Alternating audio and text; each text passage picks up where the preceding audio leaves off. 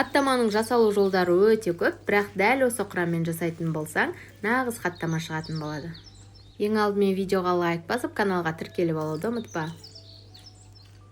Ыдысымызға суды құйып, оған тұзды салып, жақсылап ерітіп, үстінен ұнды салып, оған 1 қасық дрожжи салып, жақсылап қамыр ететін боламыз. Қамыр идеально шығады, дәл осы құраммен жасасаңыздар.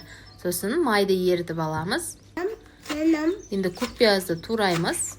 Көкпияз қостым, сіздер қоспасаңыздар да болады. Қамырды жақсылап жаямыз. 2 бөлікке бөліп жайсаңыздар да болады. Мен 2 бөліп жаюға еріндім де, осылай біреу етіп жая салдым.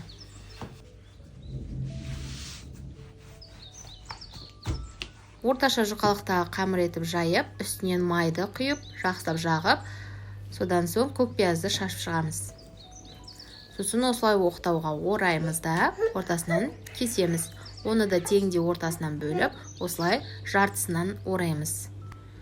Бізден осы қамырдан 4 хаттама шығу керек. Барлығын орап, 20 минутқа мұздатқышқа салып қоямыз. Енді жаюға кірісеміз. Осылай орташа қалыңдықты жайып, орташа отта 2 жағы қызарғанша пісіріп алатын боламыз. Біздің хаттама дайын. Сіздер де жасап көріңіздер, ас болсын.